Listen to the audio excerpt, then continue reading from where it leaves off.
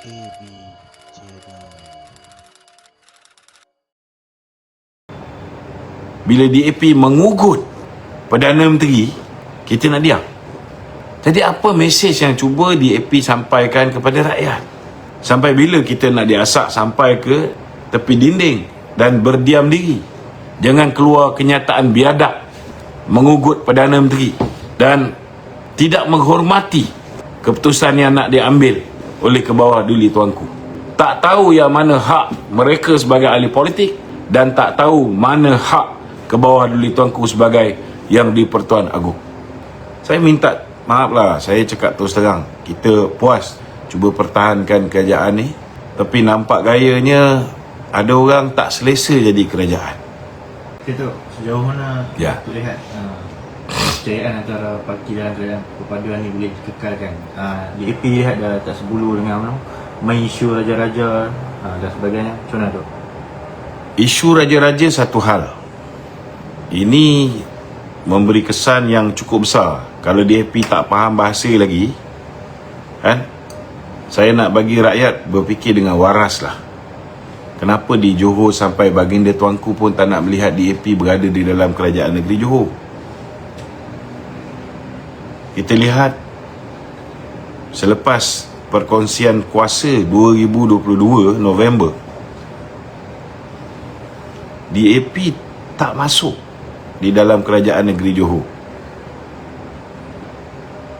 Johor ni satu kerajaan yang cukup rapat dengan ke bawah duli tuanku. Dalam erti kata lain, kan, tuan-tuan fikirlah, siapa yang tak mahu DAP berada di dalam kerajaan negeri Johor. Dan hari ini UMNO sampai terpaksa go solo di Johor. Sebab apa? Sebab apa? Cuba fikir dengan otak kita yang waras. Kalau tidak ada kenyataan-kenyataan yang melampau seperti mana yang dibuat oleh Tony Paul. Kita tahu Tony Paul ni geng Lim Guan Eng, geng Lim Kit Siang. Kita tahu Ronnie Liu pun geng Lim Guan Eng, geng Lim Kit Siang. Tetapi tidak ada sebarang tindakan, diambil ke atas Tony Paul dan juga Ronnie Liu. Kalau kenyataan beliau ialah kenyataan yang bersifat politik, mungkin baginda tuanku pun tak bising, kan? Contohnya macam Yeo Bee Yin. Bila Yeo Bee Yin mengeluarkan kenyataan terhadap Datuk Seri Najib, bila Datuk Seri Najib dijatuhkan hukuman, dia kata ianya menyerikan lagi sambutan akhir tahun beliau, tahun baru beliau, kan?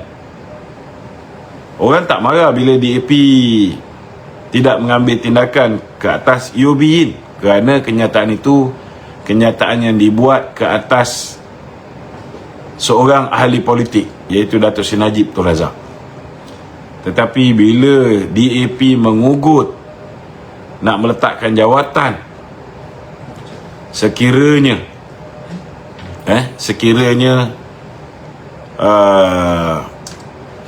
Datuk Seri Najib mendapat pengampunan diraja, ini bukan soal politik lagi. Pengampunan diraja adalah kuasa mutlak ke bawah duli Yang Maha Mulia Seri Paduka Baginda Yang di-Pertuan Agong. Itu hak mutlak dia, walaupun dia perlu bawa perkara itu ke dalam lembaga pengampunan. Dalam lembaga pengampunan ada lembaga penasihat ataupun lembaga pengampunan. Ke bawah duli tuanku tidak terikat untuk mendengar nasihat dan mengikuti nasihat lembaga pengampunan. Ini kuasa mutlak. Dan DAP mengeluarkan kenyataan mengatakan bahawa kalau tuanku ambil tindakan memberi pengampunan, mereka akan keluar kerajaan, mereka akan meletakkan jawatan di dalam kerajaan. So, anda menghukum kerajaan kerana titah tuanku, kerana keputusan tuanku. Apa mesej yang cuba disampaikan kepada rakyat Malaysia. Maknanya anda tidak mengumpama ke bawah duli tuanku. So berapa kali ugutan pengampunan Datuk Seri Najib sekali, kenyataan Ronnie Liu, kenyataan Tony Phua langsung sepi, tidak ada sebarang tindakan. Setidak-tidaknya bagi saya lah, DAP sewajarnya mengambil tindakan ke atas Tony Phua dan juga Ronnie Liu.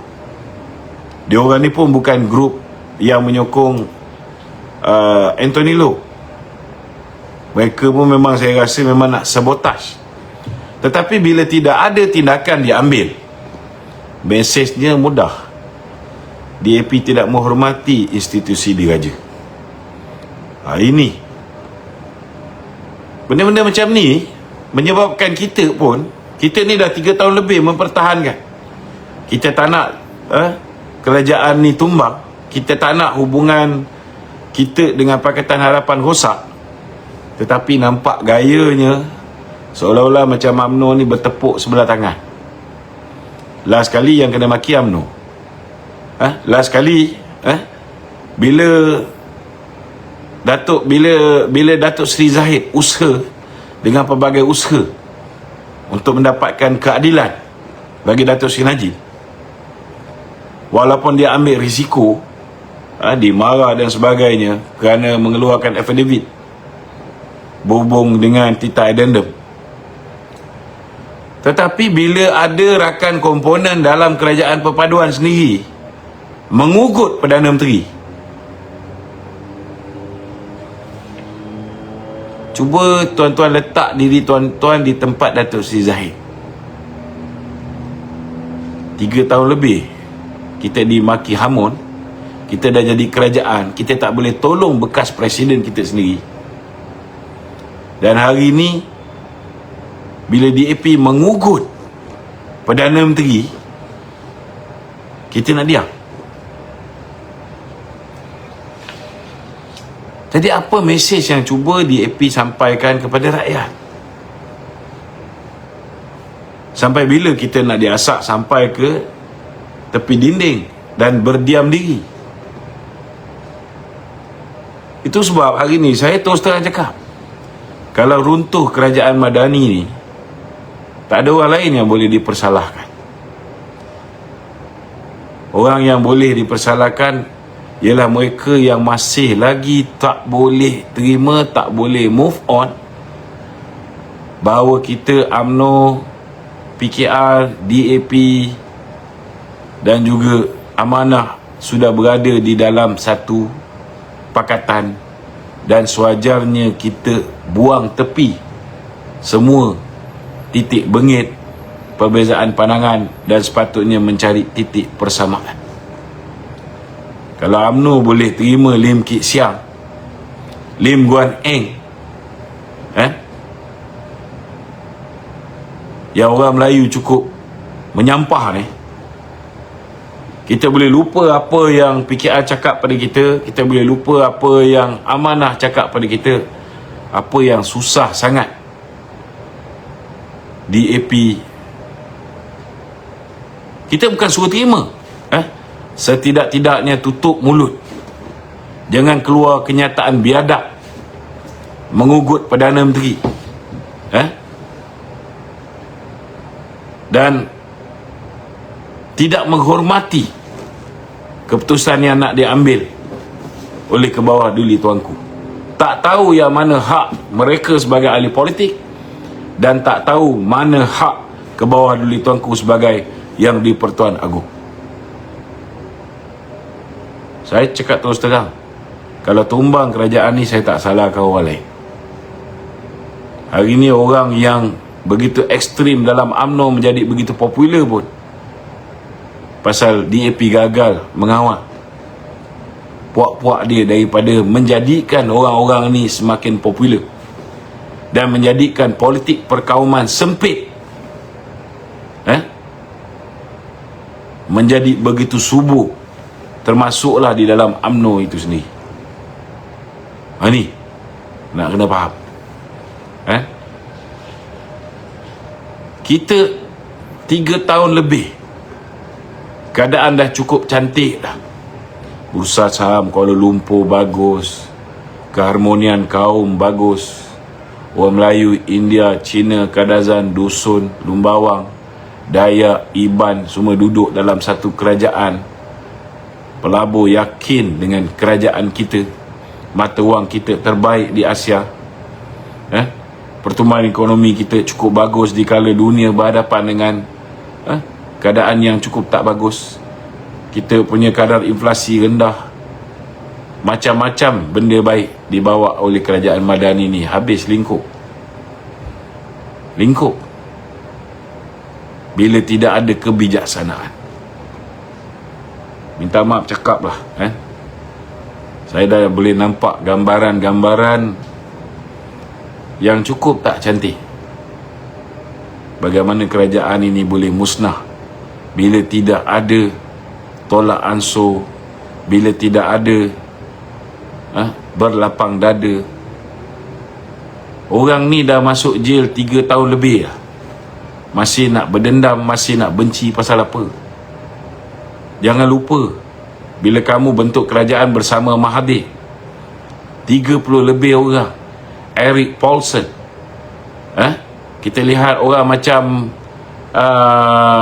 Sivara Sarasia, orang macam Rafizi Ramli, berapa ramai pemimpin-pemimpin DAP, pemimpin-pemimpin PKR yang dijatuhkan hukuman, mendapat DNAA, dibuang kes dan sebagainya. Tak ada pun kita bising. Kenapa Datuk Seri Najib seorang ni yang kamu nak beria, membenci sampai mengugut Perdana Menteri?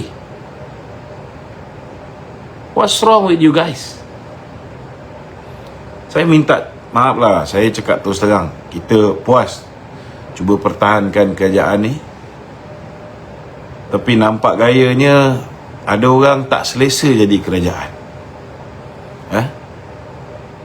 Mungkin kalau UMNO keluar kerajaan, kita sekadar hilang 30 kerusi.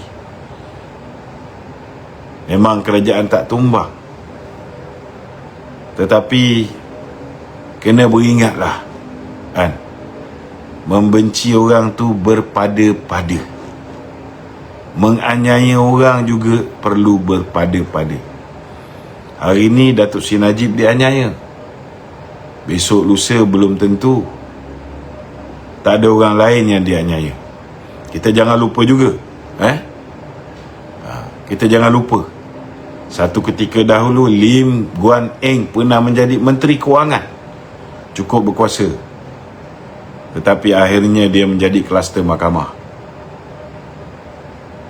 Kena ingat, kena ingat. Hari ni hari kamu, esok lusa mungkin hari orang lain. Itu sebab jangan sesekali menganiaya seseorang itu berlebih-lebihan. Tak selamat kita. Okey?